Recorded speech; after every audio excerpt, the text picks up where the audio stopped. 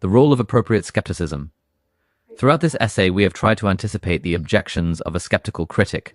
This is no more than any careful, objective researcher should do, and exactly what both the prosecution and the defense in any criminal investigation do with the evidence and interpretation. We have a lengthy discussion of evidence at the beginning of the essay. In the body of the essay, we follow each presentation of evidence with a critical examination. In the final section, subtitled Conclusion, the reader will find a review and refutation of the objections a sharp but fair-minded critic might have. We are aware that there is a subset of readers for whom evidence is irrelevant, for whom, to put it politely, this is not a matter of evidence but one of belief or loyalty. We discuss the arguments normally raised from this quarter in the subsection titled Objectivity and Denial in any historical inquiry. As in any criminal case, belief and loyalty are irrelevant to the truth or falsehood of the hypothesis. By definition, a belief that is not rationally founded on evidence can't be dispelled by a sound argument and evidence. However, those who cannot bring themselves to question their preconceived ideas may nevertheless be provoked by those same prejudices to look especially critically at the evidence and to find weaknesses in its interpretation that might escape other readers for whom there is less at stake. This sometimes makes objections from such quarters worthy of attention. We have tried hard both to anticipate and to deal with such objections in a satisfactory manner. Evidence. Before proceeding to cite and study the new archival documents, we need to discuss the question of evidence itself. Whereas documents are material objects, in our case writing on paper, evidence is a relational concept. We are concerned with investigating an allegation that Trotsky conspired with German and/or Japanese officials. We aim to gather and study the evidence that suggests Trotsky acted as alleged. There is no such thing as absolute evidence. All evidence can be faked. Any statement, a confession of guilt, a denial of guilt, a claim one has been tortured, a claim one has not been coerced in any way, may be true or false, an attempt to state the truth as the speaker remembers it, or a deliberate lie. Documents can be forged and, in the case of Soviet history, often have been. False documents have on occasion been inserted into archives in order to be discovered. Or, it may be alleged that a given document was found in an archive when it was not. Photographs can be faked. Eyewitnesses can lie, and in any case, eyewitnesses are so often in error that such evidence is among the least reliable kind. In principle, there is no such thing as a smoking gun, evidence that is so clearly genuine and powerful that it cannot be denied. The problems of identifying, gathering, studying, and drawing correct conclusions from evidence are similar in criminal investigation and in historical research. This is especially true when, as in our case, the research is to determine whether a kind of crime took place in the past. But there are important differences, and it's vital to be clear about them. In a criminal trial, the accused has certain rights. The trial has to be finite in length, after which the accused is either convicted or acquitted for good. The defendant ought to enjoy the presumption of innocence and the benefit of any reasonable doubt. The defendant is entitled to a qualified defender whose sole job it is to interpret all evidence in a way so as to benefit his client. Meanwhile, the judge and even the prosecution are supposed to be concerned not just about securing a conviction, but also about justice. Once they are reasonably convinced that the defendant is innocent, their duty is to dismiss the charges and discharge the accused, even though they might be able to sway the jury to convict. These practices are intended to prevent an innocent defendant from an unjust verdict and penalty. Historians are in quite a different situation. Dead people have no rights that need to be defended. Therefore, the historian does not have to be concerned with any presumption of innocence, reasonable doubt, and so on. Unlike a legal verdict, no conclusion is final. The historical inquiry need never end. It can and will be taken up again and again as new evidence is discovered or new interpretations of old evidence are reached.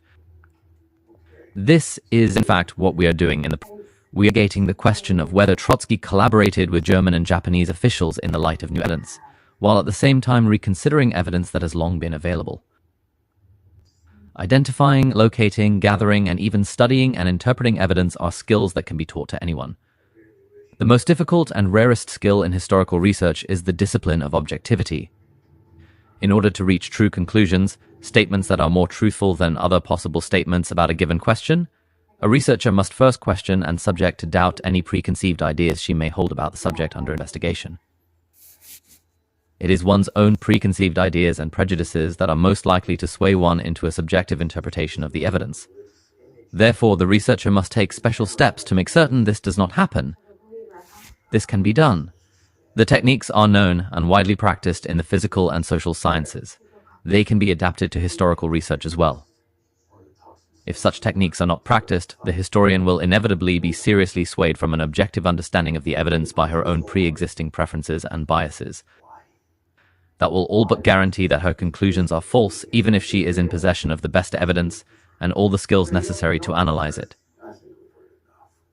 Nowhere is a devotion to objectivity more essential or less in evidence than in the field of Soviet history of the Stalin period. As it is impossible to discover the truth absent a dedication to objectivity, this article strives to be objective. Its conclusions will displease, even outrage, a good many persons who are dedicated not to objectivity and the truth, but to protecting the legend of Trotsky as an honorable revolutionary or to defending the Cold War, anti-communist paradigm of Soviet history. Of course, we don't claim to have found all the relevant evidence there is. It is overwhelmingly likely that there is a great deal more such evidence, since the vast majority of primary source documents dealing with the oppositions of the 1930s are still classified in Russia and the post-Russian states today and are inaccessible to any researchers. But what we have now is a lot. In our judgment, there is more than sufficient evidence that Trotsky did indeed collaborate with Germany and Japan, more or less as the Soviet government accused him in the 1930s. Why Trotsky may have done so is a question worthy of consideration. We have added some thoughts about this toward the end of this essay. Trotsky's telegram to the Soviet leadership. The first document we want to present is one that illustrates both the promise and the problems of interpreting documentary evidence. June 1937 was a time of tremendous crisis for the Soviet leadership. In April, Genrikh Yagoda, commissar of the NKVD until the previous September, and Avel Enukidze, until recently both a Central Committee member and high-ranking member of the Soviet government, had begun to confess about their important roles in plans for a coup d'etat against the government. The month of May had begun with an internal revolt against the Spanish Republican government in which anarchists and Trotskyists participated. The Soviet leadership knew this revolt had involved some kind of collaboration between pro-Trotsky forces there and both Francoist and German Nazi intelligence. By the beginning of June 8, military officers of the highest ranks, including Mikhail Tukhachevsky, one of only 5 marshals of the Red Army, had been arrested and were making confessions of conspiracy with Trotsky and Trotskyists. The rights led by Bukharin, Yagoda, and Rykov, and, most ominous of all, with Nazi Germany and Japan. On June 2nd, Nikolai Bukharin suddenly reversed himself and confessed to having been one of the leaders of this same conspiracy. That same day, Lev M. Karakan, a leading Soviet diplomat who at one time had been closely linked to Trotsky, also confessed. Marshal Tukhachevsky and the other military leaders evidently continued to make further confessions right up until June 9th. On June 11 came the trial, where they confessed once again, and then their execution. Several high-ranking Bolsheviks and Central Committee members were associated with them, before and during the Central Committee plenum, which took place from June 23 to 29. 24 of its members and 14 candidate members were expelled for conspiracy, espionage, and treasonable activities. In February and March, Bukharin, Rykov, and Yagoda had been likewise expelled. Never before had there been such wholesale expulsions from the party's leading body. Unquestionably, there was a great deal else that has never been made public, but these events, particularly the military conspiracy, appeared to constitute the gravest threat to the security, indeed the continued existence, of the Soviet Union since the darkest days of the Civil War. Trotsky and his son Leon Sedov had been convicted in absentia at the first Moscow trial in August 1936, .9 at the second Moscow trial of January 1937. Karl Radek had explicitly identified Leon Trotsky as the leader of an important anti-Soviet conspiracy.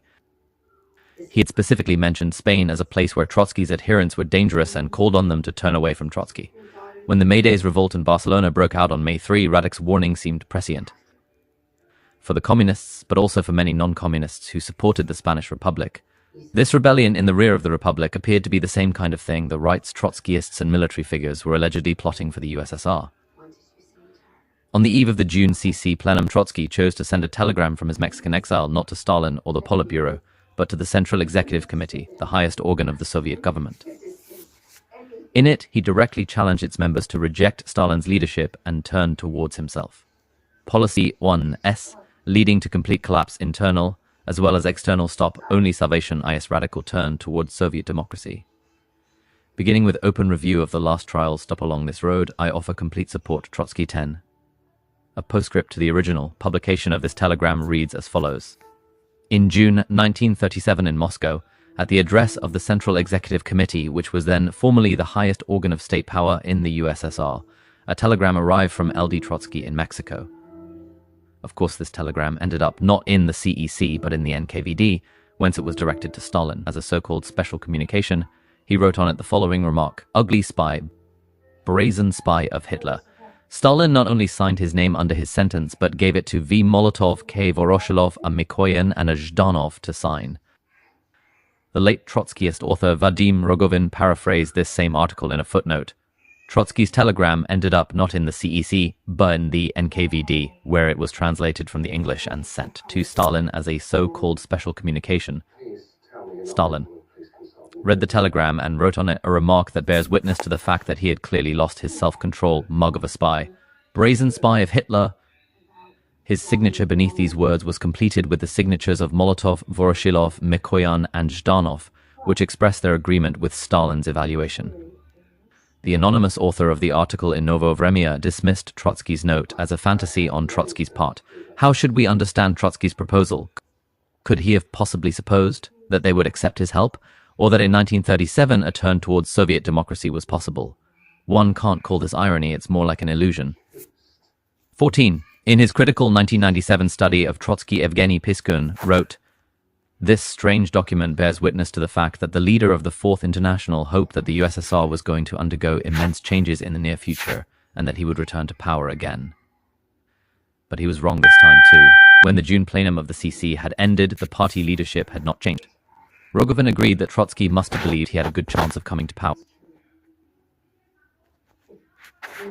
Trotsky was not a person given to taking senseless or impulsive steps.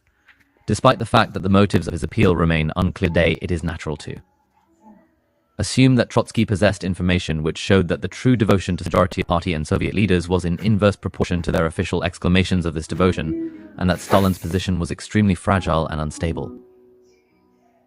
This might have been the source of Trotsky's hopes that, under conditions of the Great Terror which was tearing one member after another from the party ranks, a consolidation of the leading figures in the country would be possible, which would be aimed at overthrowing Stalin and his clique. Rogovin accepted unquestioningly the orthodox Trotskyist position that Trotsky was not involved in conspiracies with the Germans. This presented him a problem: how to explain Stalin's handwritten comment on Trotsky's telegram. Even Rogovin had to admit that, since the note was addressed only to his closest, most trusted associates, it appeared to prove that Stalin and the rest of them did genuinely believe Trotsky was guilty of conspiring with the Germans. All Rogovin could offer was the following formulation, which takes us to the heart of our matter. The document, as well as many other documents of the Politburo, and even the personal correspondence of its members, show that Stalin and his closest comrades in arms expressed themselves in a conventional code which was designed to give the impression that they believed in the amalgams they were creating. Otherwise, Stalin, who hardly believed in the existence of contacts between Trotsky and Hitler, would not have written such words in a document intended only for his most immediate circle. We now possess additional evidence that Stalin did indeed believe that Trotsky was plotting with the Germans. Rogovin offers no evidence to the contrary. In addition, we now also have evidence that Trotsky, as well as many others, actually were conspiring with Germany and Japan. The evidence concerning Trotsky is the subject of this article. Trotsky's telegram of June 18th, 193,716, will serve as an introduction both to the new evidence that has come to light since the end of the USSR and the problems of and barriers to understanding what it means. To our knowledge, no one has bothered to put all this evidence together, or to re-examine in light of this new evidence the question of Leon Trotsky's ties to Japan and Germany, ties alleged by defendants at the Moscow trials and by the Soviet government. Why is this? We think the two very different comments by Piskun and Rogovin suggest an answer. Rather than being the subject of careful study with an eye to questioning previous knowledge, the new evidence is being marshaled in defense of old historical paradigms. Piskun's paradigm, that Trotsky was probably preparing for some kind of coup against the Soviet leadership, has only rarely been heard for many years. Nevertheless, Piskun reads Trotsky's telegram through the lenses of that paradigm, for the text of the telegram itself suggests nothing about any expectation of imminent change and return to power. The most that could be said is that the text is perhaps compatible with such an expectation, but we could never deduce such an expectation from the text alone. A sober reading of Trotsky's telegram might be that it is evidence that Trotsky was hoping for a return to power in the USSR, but nothing more. Rogovan's interpretation is even more strained. According to Rogovin, Stalin could not possibly have believed Trotsky was a German spy, even though he wrote this on the telegram, and only his closest associates would see it. Rogovin's paradigm demands that Stalin had invented the charge that Trotsky was collaborating with the Germans. If that paradigm is to be preserved, then Stalin must be faking here too. No objective reading of the text of Trotsky's telegram and Stalin's remarks upon it would reach Rogovin's conclusions. Furthermore, Rogovin has no evidence to support his position that Stalin invented the charges against Trotsky. He simply assumes this to be true. P.1 and Rogovin represent antithetical poles in interpreting both this document itself and the question of Trotsky's relationship, or lack thereof, with Germany and Japan. But charges of collaborating with the intelligence services of the major Axis powers were alleged not just against Trotsky, but also against many of the defendants at the second and third public Moscow trials of January 1937 and March 1937. Elsewhere, we have set forth a small part of the evidence that oppositionists did, in fact, have some kind of clandestine political relationship aimed at the USSR with Germany and Japan. There is a great deal of such evidence concerning other oppositionists. The present work concentrates on evidence concerning Trotsky specifically. We must look for evidence that such a relationship existed, not because we are convinced a priori that one must have existed, but because it is in principle impossible to find evidence of a negative, for example, that such a relationship did not exist. If we find no evidence that the oppositionists had such a relationship, then the only responsible conclusion would be that they did not have any, again, barring further evidence to the contrary that may turn up in the future. This is normal historical procedure in any investigation. Only positive evidence counts. This does not mean, however, that any and all positive evidence points to one conclusion only or is sufficient to sustain any single conclusion. The present study does conclude that the evidence now at our disposal strongly supports the existence of collaboration between Trotsky and the Germans and Japanese. This creates a peculiar problem for us as historians, since an article based upon the evidence, the present article, directly challenges the prevailing consensus on the Moscow trials and specifically on Trotsky. What's at stake? This prevailing consensus is a constituent part of the model or paradigm of Soviet history that is dominant within Russia itself and beyond its borders. Trotsky and his son Sedov were accused of involvement with the German Gestapo at the 1936 Moscow trial and of involvement with the Germans and Japanese at both the 1937 and 1938 Moscow trials. Numerous witnesses at each of these trials testified that they had direct knowledge of Trotsky's collaboration. These charges constituted a central feature of the trials. We will examine that testimony in this article. The allegation that these charges are false likewise constitutes a central feature of the dominant paradigm of Soviet history during the Stalin period. Confirmation of the guilt of Nikolai Bukharin in the crimes to which he confessed guilt has already seriously undermined what we may briefly term the anti-Stalin paradigm of Soviet history. Confirmation of Trotsky's involvement with the Germans and Japanese would corroborate the evidence we already have that the charges were true, to which the Moscow trial's defendants confessed themselves guilty. On the evidence we have, Trotsky did in fact collaborate with the Germans and Japanese. This is consistent with the charges made against Trotsky and his son at the Moscow trials. It is not for us to hazard a guess as to what may be the implications of this fact for Trotskyism itself. Insofar as Trotskyism is a set of political principles that are detachable from Trotsky the politician, it may have few implications. Its implications may be more far-reaching for those varieties of Trotskyism that base themselves on a cult of respect for Trotsky the man and are unable to separate him from his ideas. Trotskyism has already survived the discovery in the early 1980s that Trotsky lied to the Dewey Commission. As the recent article by Sven-Erik Holmström demonstrates, Trotsky's lies about the Hotel Bristol affair, both to the Dewey Commission and in his journal Bulletin of the Opposition, are more far-reaching than had previously been proven. It will be some time before we can discern what, if any, influence Holmström's research will have on Trotsky's followers. In any case, it is for them, not for us, to decide what those implications may be. What do you mean, evidence? This statement focuses our attention on a central question. What kind of evidence would we accept? Unless objective criteria are established and then rigorously adhered to, the researcher will almost certainly find what his historical preconceptions, his historical paradigm, tells him to look for. In doing so, he will either ignore or misconstrue anything that does not fit his preconceived ideas. What a researcher agrees to accept as evidence and to exclude as evidence is too often a reflection of his historical paradigm. The problem of acceptable evidence is simply magnified in the case of a charge of secret conspiracy. There are serious problems with any kind of evidence.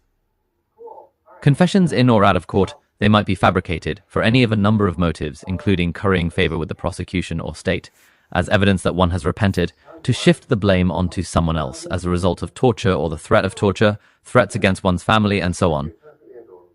Incrimination by associates, these are open to the same kinds of tampering as are confessions of the accused. Documentary evidence, documents can be forged. Any state has the technical means to fabricate documents that will convince anyone except possibly an independent scientific expert who is allowed to use destructive methods of analysis to test the chemical composition of the ink, molecular analysis of paper, etc., in order to determine whether the document is genuine.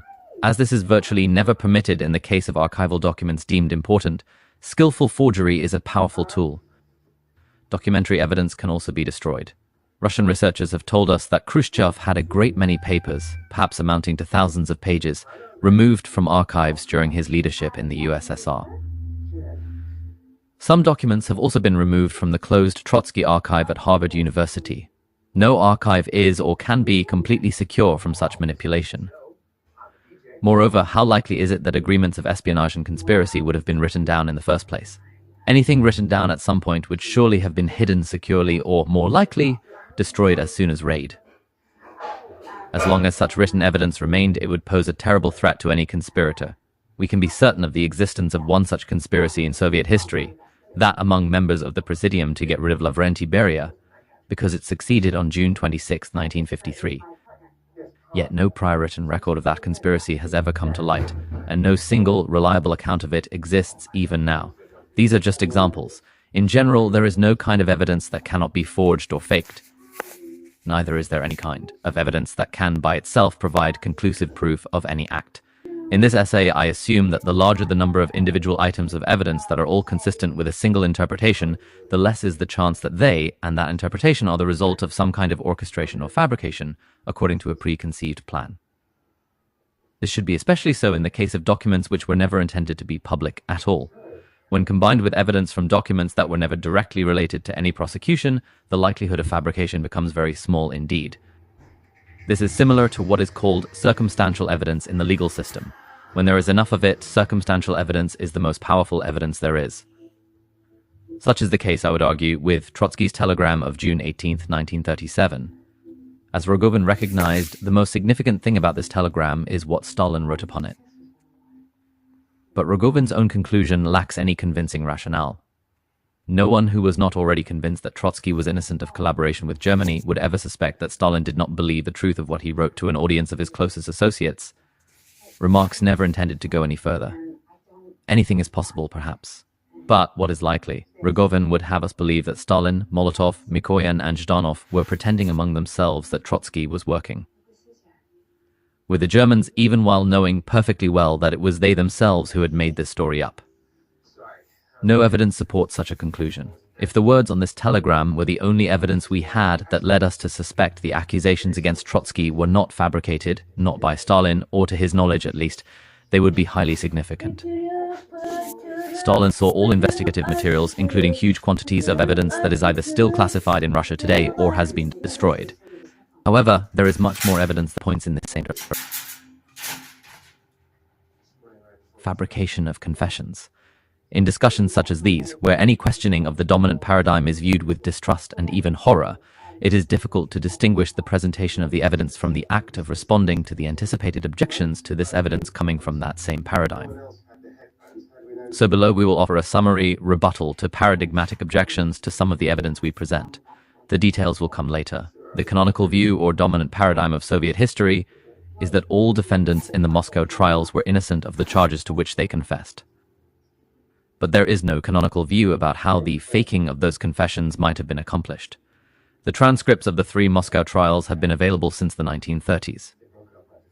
According to the dominant paradigm of Soviet history, these transcripts are dishonest, and the confessions of the defendants recorded in them are fabrications. But the term fabrication does not have any fixed meaning. No one has cited any evidence whatsoever that the confessions were not truthful, so no one is in a position to say anything definite. The charges against the defendants are simply declared to be absurd, and the conclusion is drawn that the defendants must have been induced to lie by some means. Fabrication is a word that is broad enough in its meaning to cover any kind of falsification. The allegation that the confessions were false, like any other assertion of fact, can and must be tested in the light of all the other available evidence. Of course, this is done as a matter of course in criminal cases.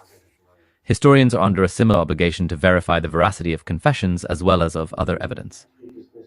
We undertake to discharge this responsibility in the present essay. At the outset, we were prepared to find evidence that the confessions of the defendants and/or the other evidence against them is false. In fact, the opposite appears to be the case. The evidence now available strongly tends not to disprove, but to confirm the truth of the confessions and other evidence we cite here. The issue of torture. In this essay, we devote serious attention to the hypothesis that the defendants in the Moscow trials and others who directly or indirectly implicate Trotsky in collaboration with Germany or Japan may have been induced to make false accusations by one means or another. Most troubling is the allegation of real or threatened torture. Specifically, we discuss the torture hypothesis in connection with Zinoviev, Ezhov, Uritsky, and Yakovlev. We examine Colonel Alksnis's belief that the Tukhachevsky trial defendants were not tortured. At the end of the essay, we devote yet another section of the essay to the subject of torture. We have a great deal of evidence that the defendants in the Moscow trials were not tortured or otherwise threatened into making false confessions. All interpretations of the trial testimony, like all interpretations of any evidence, are hypotheses. Torture is one hypothesis. Like any hypothesis, evidence is required before it becomes a reasonable theory of explanation. In this case, there is no such evidence. We have adduced the appeals to the Soviet Supreme Court by 10 Moscow trials defendants. All of them insist that they are guilty. These documents were never intended to be made public. Radek stated up front in the second Moscow trial that it was not the investigators that tormented him, but he who tormented his investigators. Bukharin said that incriminating evidence was what induced him to begin confessing after 3 months of silence. Elsewhere, we have cited Stephen Cohen's conclusion that Bukharin was not tortured. We see no reason to repeat Cohen's reasoning here. Cohen is the world's expert on Bukharin and continues to insist that he was entirely innocent while admitting that there is no evidence to support that conclusion. In early 2006, a confession by Mikhail Franovsky, second in command to Nikolai Ezhov at the NKVD, was published. In it, Franovsky admitted that Ezhov and his co-conspirators, himself included, had tortured and fabricated false charges against a great many people. But Franovsky explicitly said that this was not done in the case of the March 1938 trial of the bloc of Rights and Trotskyites, the Bukharin trial. In this same confession, Franovsky also explicitly states that Bukharin et al. Were guilty, and that moreover he and Ezhov were part of this rightist conspiracy too. Furthermore, he states that Bukharin knew Ezhov was involved in this conspiracy and kept quiet about it at the trial, taking this secret to his death. Franovsky said, "The preparation of the trial of Rykov, Bukharin, Krestinsky, Yagoda, and others. An active participant in investigations generally, Ezhov kept himself aloof from the preparation of this trial. Before the trial took place, the face-to-face confrontations of the suspects, interrogations, and refining, in which Ezhov did not participate. He spoke for a long time with Yagoda, and that talk concerned, in the main, of assuring Yagoda that he would not be shot. Ezhov had conversations several times with Bukharin and Rykov, and also in order to calm them, assured them that under no circumstances would they be shot. Ezhov had one conversation with Bulanov, and began this conversation in the presence of the investigator and myself, and finished the conversation one-on-one, having asked us to leave. At that moment, Bulanov had begun talking about the poisoning of Ezhov. What the conversation was about Ezhov did not say. When he asked us to enter again, he said, 'Behave yourself well at the trial. I will ask that you not be shot.' After the trial, Ezhov always expressed regret about Bulanov. At the time of the executions, Ezhov suggested shooting Bulanov first, and he himself did not enter the building where the shootings took place. Here, Ezhov unquestionably was ruled by the necessity of covering up his own ties with the arrested leaders of the right who were going into the public trial. In no way did Franovsky deny torturing and fabricating false confessions against innocent people. Rather, He contrasted the way Azov handled the Bukharin trial defendants with the way he dealt with a great many innocent victims, whom he had tortured by his bone breakers so that they would sign confessions drafted by Azov's NKVD men. Azov did not use torture against them. To sum up, Trotsky confessed to widespread torture, but specifically exempted the defendants in the 1938 trial, and specifically stated that Bukharin was, in fact, guilty. Trotsky's confirmation of the guilt of Bukharin and others corroborates all the other evidence we have concerning Bukharin. Before its publication in 2006, Trotsky's confession had been fraudulently quoted by historians and by the Soviet Supreme Court itself, suitably expurgated so that it seemed to prove the innocence, not the guilt, of the 1938 trial defendants. This was done in the same manner as Shelepin's dishonest quotation of Yakir's letter, which we briefly examined above. No hypothesis is worth anything unless it is supported by evidence. There is no evidence to support the torture hypothesis, and a great deal of evidence against it. Therefore, the torture hypothesis must fall. Other possible hypotheses to account for Bukharin's confession. Bukharin's confessions are important for us both because they illustrate the issues involved in allegations of torture and because Bukharin explicitly implicates Trotsky. We'll discuss his testimony about Trotsky later in the present essay. Here we are concerned with the torture question. In any trial, there are a number of hypotheses aside from the torture hypothesis that may account for a false confession of guilt by a defendant. The defendant's family is threatened. The defendant wishes to punish himself to atone for past misdeeds. The Rubashov explanation made famous in Arthur Koestler's book, Darkness at Noon, that the party demands it, the party is history's instrument, and so history demands it, and so on. The defendant has been promised favored treatment by the prosecution in return for falsely accusing others. In Bukharin's case, there is no evidence to support any of these hypotheses. The main reason defendants confess to crimes of which they are guilty is their belief that the prosecution has sufficient evidence to convict them of the crime in question, rendering further denial useless, indeed counterproductive. A defendant decides to cooperate with the prosecution in hopes of more lenient treatment by the court, of getting the best deal he can. It now seems beyond doubt that this was the reason for Bukharin's confession of guilt. At the second Moscow trial of January 1937, 4 defendants, Radek, Sokolnikov, Arnold, and Stroilov, who appeared to have cooperated fully with the prosecution, were sentenced to prison instead of execution. 2 of these, Grigory Sokolnikov and Karl Radek, were the principal defendants. This was a strong incentive for any defendant for whom further denial seemed hopeless to cooperate. Trotsky's statement now corroborates Bukharin's own testimony at trial. Bukharin himself said that the evidence was the primary factor motivating his confessions, which began with his first one on June 2, 1937. Trotsky testified that Azov promised Bukharin and others that they would not be shot as long as they did not disclose Azov's own involvement with the conspiracy. Trotsky does not claim that he actually heard Azov say this, but he does state that Azov did not organize any false confessions in this trial. Trotsky himself stated that he knew that Bukharin was guilty. And indeed, Bukharin did not mention at his trial that Azov was a co-conspirator. Trotsky also confirms Bukharin's guilt as a conspirator. This corroborates a great deal of other evidence we now possess, including some confessions of Yagoda published for the first time in 1997. Towards the end of this essay, we return to the matter of torture in a different way, to consider the allegations of torture and how they have functioned in the historiography and mythology of Trotsky's role, the Moscow trials, and the history of the Stalin period generally.